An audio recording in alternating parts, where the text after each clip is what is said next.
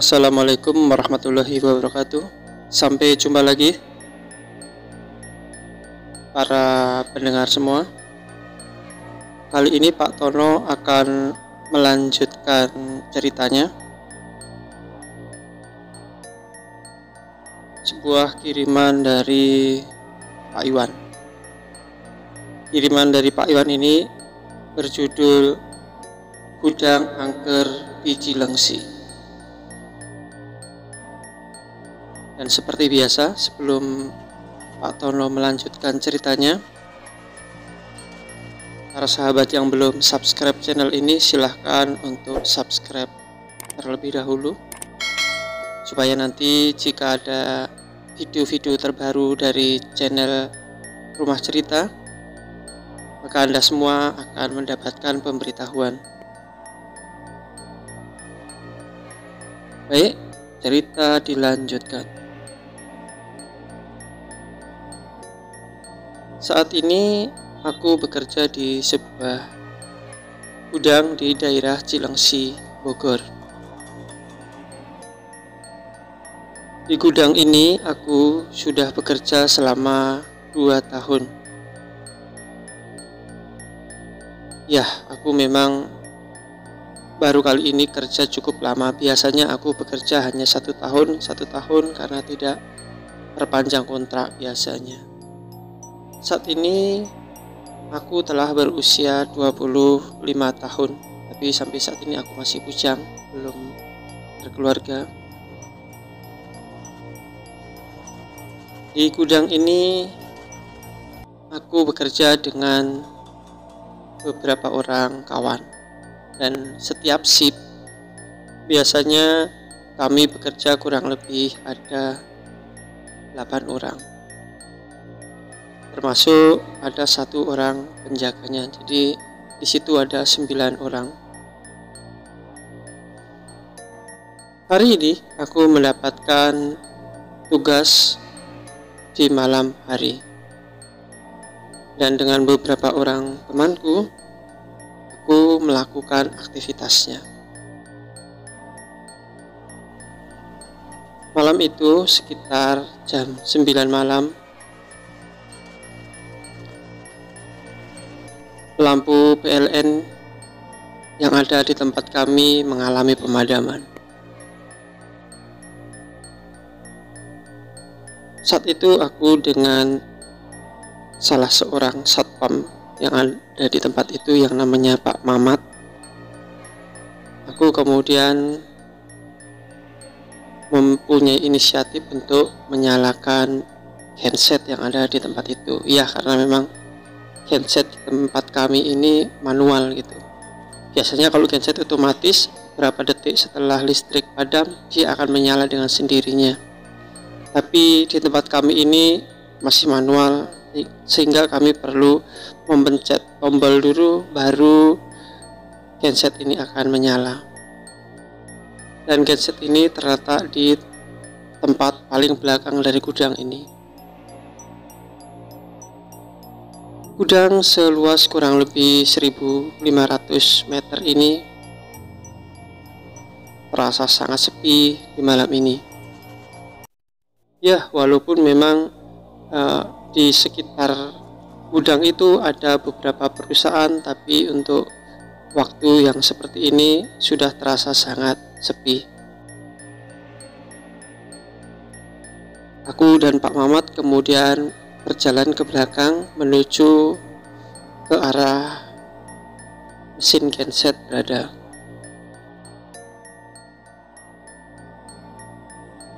Entah karena malam ini gelap gulita atau karena kebetulan malam ini malam Jumat, tiba-tiba aku merasakan merinding di sekitar tengkukku.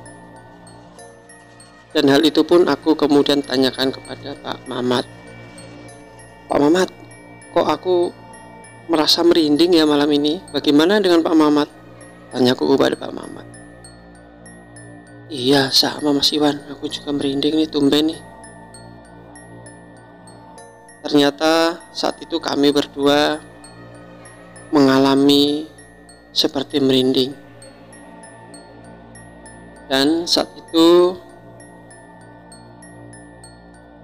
tiba-tiba anjing peliharaan kami terdengar menggonggong, dan gonggongannya seperti gonggongan serigala. Hal itu menambah kami menjadi semakin ciut nyalinya. Ya, di perusahaan ini kami mempunyai 4 ekor anjing yang ditugaskan untuk membantu para tugas keamanan apabila terjadi hal-hal yang tidak diinginkan. Saat mendekati genset, tiba-tiba kami mencium wangi yang tidak biasa. Dan beberapa lama kemudian, aku baru menyadari ternyata itu wanginya seperti wangi bunga melati.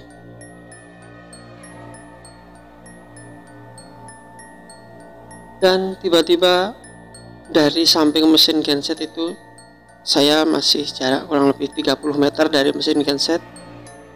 Tiba-tiba kami mendengar suara tawa cekikikan. Tidak terlalu keras tawa itu pelan, tapi itu juga semakin menambah seramnya malam ini.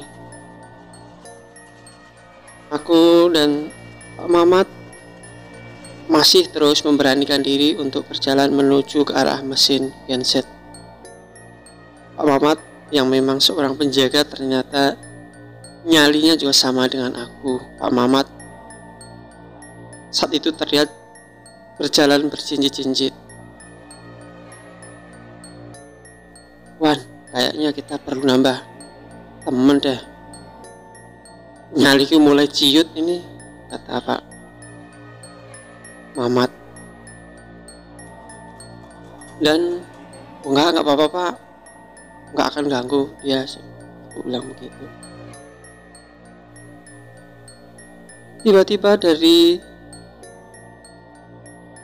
tempat yang cukup gelap, aku melihat sesosok bayangan berwarna putih.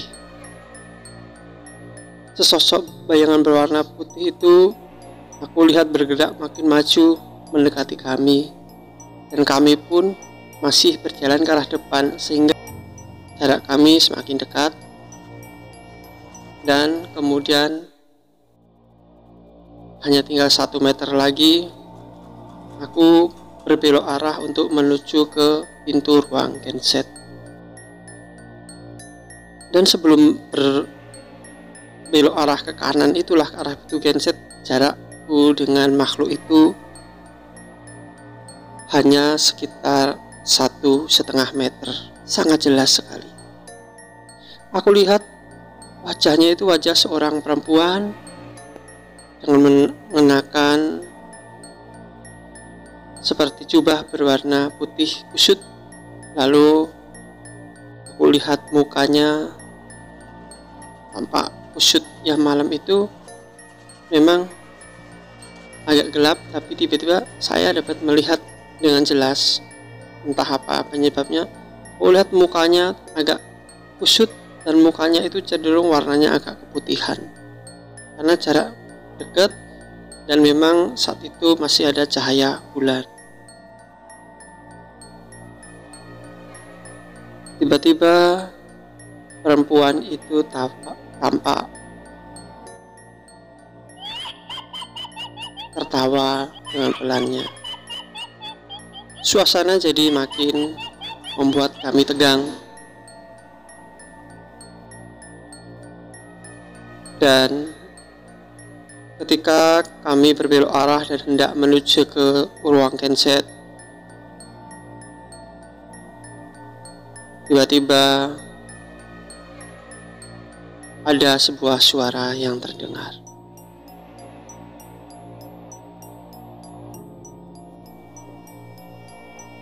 Tolong, kamu ini malam Jumat, mulai minggu depan, tolong sediakan bunga. Kami yang di sini minta bantuan bantuan kalian, kami akan berusaha membantu kalian menjaga gudang ini. Kata makhluk itu kepada kami. Dan tiba-tiba saja makhluk yang aku lihat berwujud hitam tinggi besar itu kemudian menghilang. Dan ketika makhluk tinggi besar itu telah menghilang, aku dan Pak Mamat kemudian masuk ke ruang genset dan kami menyalakan gensetnya.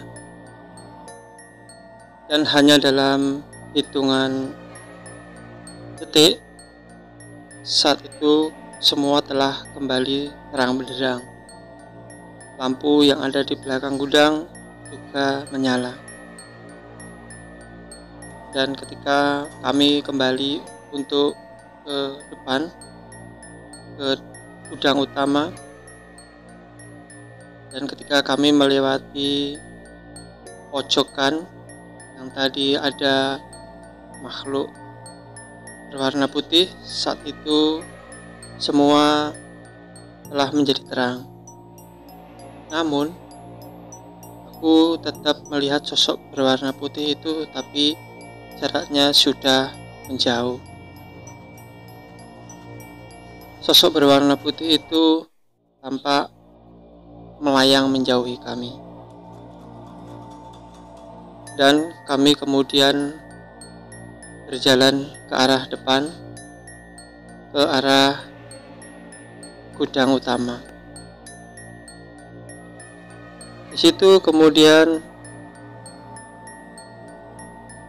kami disambut oleh teman kami, seorang wanita yang bernama Yunista. Jadi Yunista ini saat itu bersama dengan Mas Eman, dia mengatakan bahwa tadi pas lampu mati mereka mendengar suara tawa seorang wanita, dan itu sangat membuat orang yang bekerja di gudang menjadi ketakutan. Singkat cerita, ketika hari telah berganti dengan siang dan aku ditugaskan untuk shift siang, aku kemudian mengatakan hal ini kepada pimpinanku, bahwa penunggu tempat ini meminta disediakan seperti bunga-bunga pada malam Jumat. Namun ternyata atasanku lebih memilih cara yang lain, yaitu mereka ingin mengundang ustadz yang ada di sekitar gudang untuk mengadakan pengajian di tempat kami. Dan setelah itu di tempat yang agak misah dari gudang, masih di gudang juga, cuman agak ke sebelah depan, kami mengundang beberapa warga di sekitar situ untuk diadakan pengajian rutin. Dan alhamdulillah semenjak gudang itu sering diadakan pengajian rutin, gangguan-gangguan seperti itu sudah tidak kami alami lagi. Oh iya, beberapa saat sebelum itu gudang kami sering kehilangan barang-barang, walaupun jumlahnya tidak besar, hanya sedikit, namun itu cukup mengganggu bagi kami karena atasan kami saat itu sering marah-marah karena hitungan barang yang ada di gudang suka berkurang. Namun setelah kami mengundang ustadz untuk mengadakan pengajian rutin di gudang, hal-hal seperti itu kini sudah tidak ada lagi. Itulah salah satu pengalaman yang bisa Pak Tono sampaikan. Mudah-mudahan teman-teman terhibur. dan jangan lupa like dan subscribe channel ini. Akhirnya Pak Tono mengucapkan wabillahi taufiq wal hidayah. Wassalamualaikum warahmatullahi wabarakatuh.